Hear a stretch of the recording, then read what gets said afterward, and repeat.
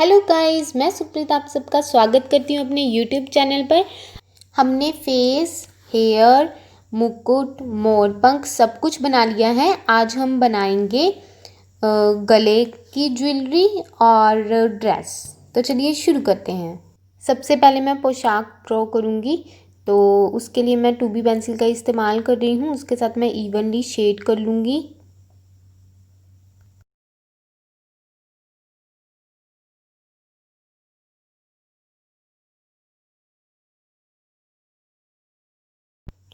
फिर मैं इसे कर लूँगी ब्लेंड ब्रश के साथ। ये ब्रश मैं मेकअप ब्रश यूज़ करती हूँ क्योंकि ये बहुत ज़्यादा स्मूथ होते हैं, इनके ब्रिसल्स बहुत ज़्यादा सॉफ्ट होते हैं और ये जल्दी ख़राब भी नहीं होते।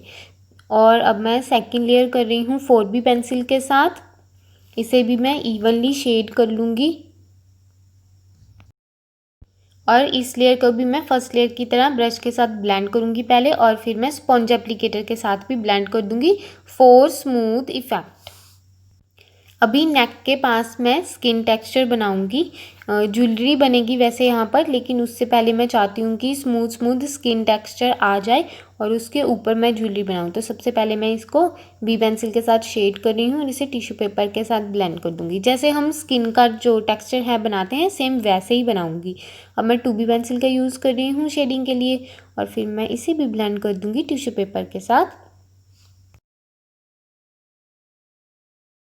ड्रेस मुझे थोड़ी सी और डार्क चाहिए, तो इसलिए मैं 4B पेंसिल की एक और लेयर बना रही हूँ। तो इसे मैं ऑपोजिट डायरेक्शन में बना रही हूँ पहली वाली 2 लेयर्स के, और इन्हें भी ब्लेंड कर लूँगी। और अब मैं स्कूरा वाइट जेली रोल यूज़ कर रही हूँ और यहाँ पर मैं थोड़ा सा निशानी लगा रही हूँ कि कहाँ कहाँ पर मुझे ड्रॉ करना है। तो इसके बीच में मैं टेढ़ी लाइनें ड्रॉ कर रही हूँ। ये थोड़ा सा मुश्किल होता है स्कूरा का जो जेल पेन है इतने डार्क एरिया पे यूज़ करना, क्योंकि बहुत ज़्यादा स्मूथ हो जाता है। तो ये इसके ऊपर जो इसकी निब है वो इंक नहीं छोड़ती है, तो इसे बहुत ही ध्यान से यूज़ करना पड़ता है। बार बार इसे साफ़ करके फिर यूज़ करें। यहाँ पर मुझे रेफरेंस पिक्चर में कोई भी क्लियर पैटर्न नज़र नहीं आ रहा है, तो इसलिए मैं खुद से ही पैटर्न ड्रॉ कर रही हूँ और बीच में भी मैं कुछ अपने ही हिसाब से ड्रॉ करूँगी। वैसे मुझे लग रहा है कि रेफरेंस में थोड़ा सा एक लीव की शेप बनी हुई है और उसके आसपास फ्लावर्स हैं, बड़े भी हैं छोटे भी हैं, तो मैं अपने हिसाब से बस बना रही हूँ। आप भी अपने हिसाब से कोई भी पैटर्न इसमें बना सकते हैं। बस इस बात का ध्यान रखना है हमने कि जो ये ब्लैक वाला एरिया होगा नीचे का वो सारा का सारा कवर हो जाए। ये वाली लाइन भी मुझे साफ नज़र आ रही है, तो मैं इसे भी ऐसे ही ड्रॉ करूँगी जैसे रेफरेंस में है। और लेकिन बीच का पैटर्न मुझे नज़र नहीं आ रहा, तो वो मैं अपनी मर्ज़ी से बना रही हूँ। बस हमें पूरा भरा भरा सा बनाना है, तो उस हिसाब से आप अपना पैटर्न सिलेक्ट करें। इसमें मज़ा आता है, इसमें हम खुद की क्रिएटिविटी भी ऐड कर सकते हैं। अब मैं बना रही हूँ नेक की जो ज्वेलरी है वो। उसके लिए सबसे पहले मैं आउटलाइंस बना लूँगी पर्ल की, जैसे हमने मुकुट वाला बनाया था, और उसके बाद में पेपर स्टम्प के साथ, क्योंकि इस पर ऑलरेडी ग्रेफाइट लगी हुई है, तो इसके साथ मैं ब्लेंड कर दूँगी थोड़ा थोड़ा। तो इसमें बाद में हम इरेज़र के साथ हाइलाइट्स बना सकते हैं, तो उसमें एक चमक वाला इफ़ेक्ट आएगा।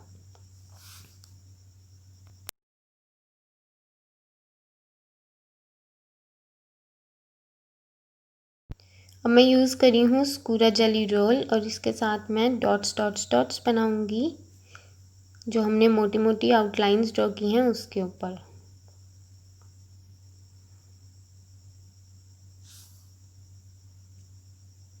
तो मैं सारी की सारी ज्वेलरी पर जहाँ जहाँ पर मोटी मोटी आउटलाइन है डॉट डॉट डॉट बना लूँगी। इसका जो इफ़ेक्ट है वो बहुत ही प्यारा आता है।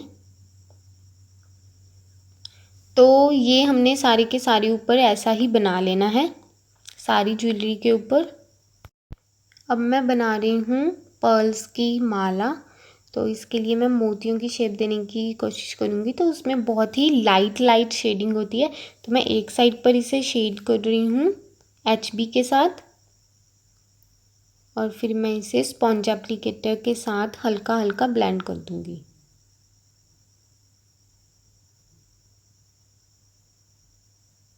और इरेज़र के साथ दूसरी साइड में हाइलाइट्स बना दूंगी मोतियों के ऊपर। तो इसमें मुझे स्कूरा की ज़रूरत नहीं पड़ेगी, इसमें सिर्फ इरेज़र का काम है। मैं आउटलाइंस को थोड़ा सा डार्क कर रही हूँ और इसे मैं पेपर स्टम्प के साथ ब्लेंड कर दूँगी। तो इसके साथ है जो मोतियों का नेचुरल लुक निकल के आता है। हाइलाइट्स इसमें बहुत ज़रूरी हैं, एकदम चमकते हुए मोती नज़र आने चाहिए। और अब मैं माला के साइड पे शेडो बना रही हूँ स्किन के ऊपर। एक चीज़ हमारी रह गई है, वो है माथे का तिलक। उसके लिए मैंने रफली एक आउटलाइन बना ली है माथे पर तिलक बनाने के लिए। तो उसके आसपास मैं स्कूरा जेली रोल यूज़ करूँगी। यहाँ पे ये प्रॉब्लम है कि लाइट शेड के ऊपर स्कूरा जो है वो नज़र नहीं आता, जो वाइट पेन है। तो उसके लिए मैं पहले आउटलाइन मैंने बना ली पेंसिल के साथ, उसके आसपास मैं मोटा मोटा वाइट पेन के साथ ड्रॉ कर दूँगी और फिर मैं डॉट्स लगा दूँगी।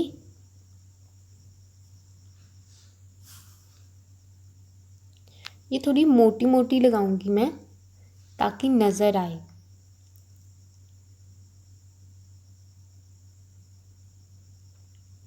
अब मैं एक पेंसिल लेकर बिल्कुल लाइट शेड की HB ली है मैंने, इसके मैं आसपास हल्की हल्की बाउंड्री ड्रॉ कर दूंगी ताकि हमें ये नज़र आए, क्योंकि लाइट शेड के ऊपर वाइट पेन बिल्कुल भी नज़र नहीं आता है। लेकिन बनानी बिल्कुल हमें हल्की हल्की है। और उसके बाद मैं डॉट्स के आसपास भी हल्की हल्की आउटलाइंस बना दूंगी। बिल्कुल हल्के हल्के हाथों से हमने काम करना है, बिल्कुल डार्क डार्क नहीं बनानी है। तो अब मैं एक पेपर स्टम्प लूँगी साफ वाला, तो उसके साथ में से हल्का हल्का सा इस आउटलाइन को ब्लेंड कर दूँगी। तो तिलक है जो वो माथे पर लगा हुआ उभरा हुआ नज़र आएगा और चमकेगा भी और हमें नज़र भी आएगा, क्योंकि वाइट पेन लाइट पे तो नज़र नहीं आता है। तो इसके पास हल्का सा डार्क एरिया हमें करना होगा। तो आप ये पहले भी कर सकते हैं, इतना एरिया आप डार्क कर लीजिए पेपर स्टम्प के साथ और उसके आप ऊपर तिलक बना सकते हैं। तो अभी जहाँ जहाँ पर पेपर स्टम्प यूज़ करने की वजह से अगर कहीं पे डॉट्स या कुछ भी लाइट हो गया है, तो इसलिए मैं सेकेंड लेयर भी स्कूरा के साथ ड्रॉ कर रही हूँ। सेकेंड लेयर ड्रॉ करने से पहले ध्यान रखिए कि फर्स्ट लेयर है वो अच्छे से सूख जाए, तभी आप सेकेंड लेयर इसके साथ ड्रॉ करिए, वरना वो ख़राब हो जाती है फर्स्ट लेयर भी। तो ये लास्ट पार्ट था जिस पे वर्क करना रह गया था। तो इसके बाद हमारा कृष्ण जी का ड्राइंग बनके बिल्कुल रेडी हो गया है। अगर आपको इसकी क्लोज़र लुक देखनी है तो आप मेरे इंस्टाग्राम पर देख सकते हैं, लिंक मैं डिस्क्रिप्शन में दे दूँगी।